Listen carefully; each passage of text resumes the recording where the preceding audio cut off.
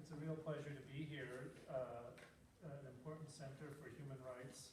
And I'm going to talk to you about my book about the history of human rights law and the current situation of human rights law. I didn't write about the torture issues, obviously. The book came out a little while ago, but I'd be happy to talk about it since it's in the news and obviously everybody's interested in it. So if you want to ask me about what this Senate committee report on torture means for U.S. obligations under international human rights law, I'd be happy to discuss that. But let me start with my book. So let me, first of all, ask a question. You know, I feel like when I write a book, I should justify it. And human rights is a big topic. And it's interesting because outside of the Carter Center, maybe, in the United States, people don't talk about human rights that much. When Americans debate what the government should do and what the limits of government power are, they typically talk about constitutional rights or civil rights, not human rights. But in the academic community, and particularly in other countries, especially European countries, human rights is a big deal. I looked this up on Amazon. In the last 30 days, 27 books were published with human rights in the title. And in 2013, 1,200 books were published. If you go back forever, according to Amazon, 18,000 books have been published. And WorldCat, which is a library of, or a catalog of university libraries, claims that there are 166,000 books on human rights. And what's remarkable about this is that human rights was not something that people always discussed. So what I put up here is a timeline going from 1800 to the present. This is from Google Ngram, which shows the percentage of books in which a particular term appears. And I just typed in a few terms that are semi-synonymous with human rights. Constitutional rights, natural rights, rights of man. These all refer to the concept that there are certain things that governments cannot do to people. That when governments enact laws, they're not allowed to violate these things called rights. Well, if you look at this, back in 1800 all the way to about 1940, people talked about all these terms at about the same rate. So there was a lot of interest in these concepts and the limitations of government power. But there was nothing particularly special about human rights. But right around the mid-1940s, and then the frequency with which books talk about human rights starts to increase. And then you see that the frequency zooms up in the 1970s and then continues to skyrocket throughout the 1980s and the 1990s and over the last 10 years. So human rights has become a very important idea. Now, how did this come about? I have another graph here which shows the human rights treaties. And I'm going to give you a little bit of the background of the international law here, although I'm not going to go into much detail. It's pretty complicated. I'll just give you the essential facts. So the real origin of the modern human rights regime was the Universal Declaration of Human Rights, which was adopted by the General Assembly of the United Nations in 1948. And the Universal Declaration of Human Rights was not a formal legal document. It was not a treaty. It was more like a statement of aspiration, where countries said that we believe that certain human interests, which we'll call rights, should be protected from abuse by governments. And the Universal Declaration, of course, was issued right after World War II. And this was a reaction to the Nazis. The Nazis had engaged in egregious violation of people's rights. And the victorious countries wanted to commit themselves and state that this was simply not acceptable. But unfortunately, when it came down to actually agreeing on what those rights should be, it turned out to be very difficult. So when America thought that the relevant rights are basically the rights that are in our Constitution. So these are rights to political freedom, to be free from arbitrary detention, to fair trial, that sort of thing. Okay, so what we tend to think of as political and civil rights. But then there was the Soviet Union, a communist country which did not give those rights to people. And the Soviet Union said, well, the rights that we think are important are economic and social rights. And those mean the right to work, right to education, a right to medical care, a right to pension. And these economic and social rights were rejected by the United States. The United States associated that with communism. And so you had the Americans promoting or championing political and civil rights, what are sometimes called negative rights, and the Soviets championing economic and social rights, what are sometimes called positive rights. And the Europeans and the developing countries were somewhere in between. The Europeans said that political and civil rights are important, but so are economic rights. It's important for people to have jobs. And so the Universal Declaration, written in very vague and aspirational terms, says all of these rights are important. And, but that was only possible because it was not a legal document. And so what happened is that the governments agreed that they would try to negotiate treaties that were specific and legally binding. And that's what they did over the next 20 years. And the two major treaties are the International Covenant on Civil and Political Rights. Okay, so that's a treaty that embodies US-style civil and political rights, right to free speech, right to a jury, or not to a right to a jury, right to a fair trial, and so forth. And then there's another treaty called the International Convention on Economic, Social, and Cultural Rights, which incorporated the rights, the economic rights and the social rights that the Soviets and to a lesser extent the Europeans thought were important. Those were the two major treaties. And basically, the U.S. signed the treaty it liked, and the Soviets signed the treaty they liked. And then what happened gradually over time is that other countries ratified these treaties. So if you look at this graph, these two lines, the red and the blue line here, represent those two treaties. As you can see, the treaties are completed in 1968. They actually go into force in 1976. And this shows the number of countries that have ratified the treaties. So currently there are about 193 countries in the world. And you can see that over the last 40 years, gradually, nearly every country has ratified those two treaties. The United States has still not ratified the Economic and Social Rights Treaty, but basically everybody else has. Around 170 countries have ratified each of those treaties. So those are the two central pillars of the modern human rights regime. They cover a lot of rights. They cover these political rights and civil rights, but also economic and social rights. But there were other treaties as well. So this treaty, this is CEDAW, the Convention for the Elimination of Discrimination Against Women, sort of like the Equal Rights Amendment, which was never ratified in the United States, but basically, as its title suggests, it says that it's against the law, international law, to discriminate against women. And that treaty has been ratified by even more countries than the other treaties. Basically, all countries have ratified CEDAW, including, by the way, Saudi Arabia. Women have, very few rights. They're not allowed to drive, for example. And then the purple line, which is of particular relevance, this is the Convention Against Torture, and this is a treaty that simply bans torture. The United States ratified that treaty in 1986. Most countries have ratified that treaty as well. And the final one, the light blue one, is the Convention for the Rights of the Child. Everybody likes children, so everybody ratified that treaty. That treaty bans, for example, child labor, and as you can see, I think the United States has not ratified that treaty, but virtually every other country has. Okay, so there are other treaties as well. There are probably about 8 or 10 treaties altogether. There's another treaty, which is not on this, which bans discrimination against disabled people. So the international human rights law is actually incredibly complex, a lot more complex than most people realize. There are at least 8 to 10, maybe 12 treaties. There's another one, a couple that deal with refugees, for example. And most countries have ratified. I think it's fair to say nearly all countries, or the vast majority of countries, have ratified all of these treaties. Now, in addition to these treaties, there are numerous human rights institutions. So a lot of these treaties actually create these institutions. Others were created in other ways. For example, there's the UN Human Rights Council. Okay, this is a body that is associated with the United Nations.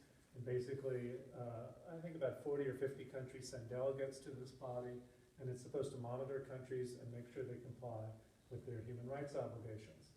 There's a UN Office of the High Commissioner for Human Rights. It has somewhat obscure duties, but mainly it's supposed to, I don't know, coordinate the other bodies maybe. There are also 9 UN human rights treaties, one associated with, committees, each of which is associated with one of 9 of the human rights treaties. All of those committees are supposed to monitor countries and make sure they comply with their obligations. There are regional human rights courts. There are what are called national human rights institutions. Many countries have certain bodies that they've set up that are supposed to ensure that the government complies with human rights. National courts in every country often have the power to enforce human rights. And then there are NGOs, non-governmental organizations that we've all heard about, like Amnesty International and Human Rights Watch. And they do, too, try to ensure that countries comply with their human rights obligations. But this is the thing, that for all of this legal infrastructure, the actual compliance with human rights is rather limited. And so what this graph shows is, on the one hand, this solid line shows the number of countries that have ratified the Convention Against Torture. So this line is the same as one of the lines in the previous graph. And as you can see, it goes from 0 in 1984 to almost 160 today. And what the dotted line shows is a measure of how much torture exists in all the countries around the world. So this is a measure that was created by some political scientists that go from 0 to 2, and a higher score means less torture. And as you can see, according to these political scientists, the average amount of torture around the world has actually gotten worse. That's what the broken line shows. So even though countries are ratifying the Convention Against Torture, they're not stopping torture. In fact, maybe they're getting worse. I mean, I suspect the line is not exactly accurate, and it's probably about the same. Now, I'll talk later about reasons why this is so. Now, these graphs, I hope they're not too complicated or they don't look too complicated, but basically they're an attempt to show what I showed in the previous graph in a somewhat more systematic way. Let's just focus on this graph. The other ones more or less show the same thing. So what I tried to do in this graph was to show in a more rigorous way what happens when a country ratifies a treaty. So this again is the Convention Against Torture. And the year 0 is the year, if you look on the horizontal axis, is the year that a country ratifies the Convention Against Torture. So for the United States, it's 1986. For another country, it might be 1990 or 1998. And then the negative numbers are the years leading up to the year of ratification, and the positive numbers are the years after the year of ratification. And the line, again, shows how much torture exists in any particular country. And if you thought the Convention Against Torture made a difference, then you'd think that the line would slope up, that it would be low, and then they enter into the treaty, and then it goes up. But as you can see, that's not what happens. It pretty much stays the same. And the top box on the left shows a different treaty. This is the International Convention on Civil and Political Rights, the convention that guarantees the right to free speech and things like that. And as you can see, the lines which show various measures of compliance with civil and political rights.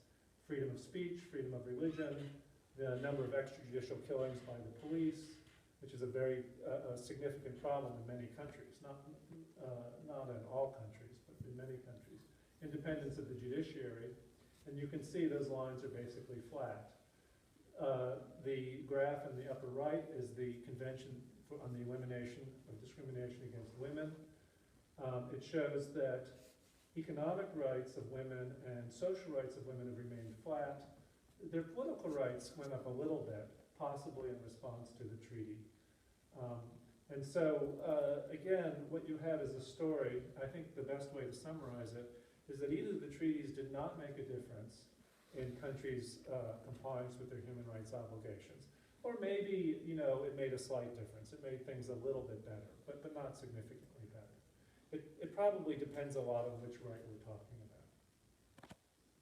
So then this raises the question why the states haven't complied with their human rights obligations in these treaties. And there are a number of reasons why. And I want to start with one reason, which is going to require me to manipulate this. Let's see if I can do it. Which is the, whoops. Let's see.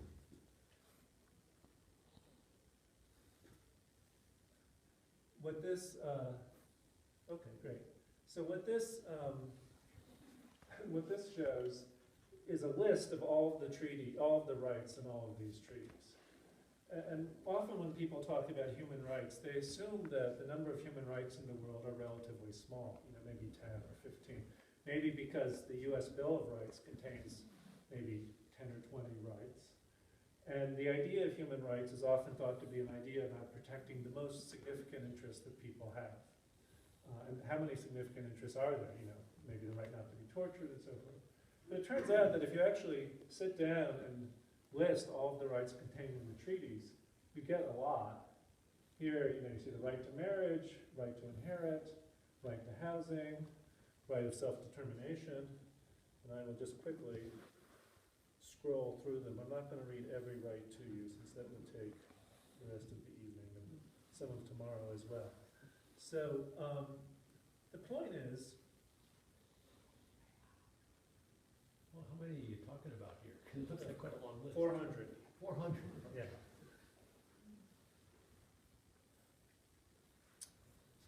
Okay, let me just go back to mine.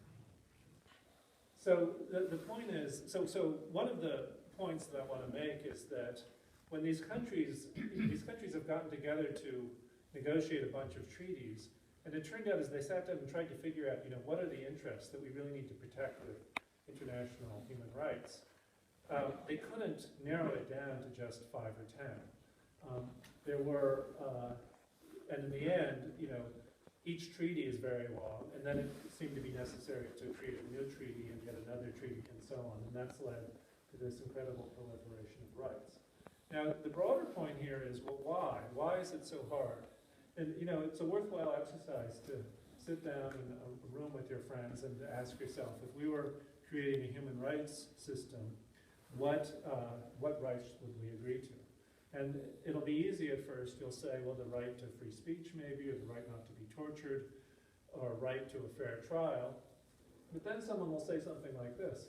Look, some people are so poor that even if they have a right to a fair trial, if they can't afford a lawyer, they're not going to get a fair trial, so you have to give them a right to a lawyer. Or some people are so poor that even if you have the right to free speech, they'll be too busy working to be able to exercise that right. So you have to give them, some leisure time or guarantee work. And so that's why there's so many rights. It turns out that when you think about what is it that you really want the government to do, what you want the government to do is to ensure that people, live productive lives, are happy, and so forth.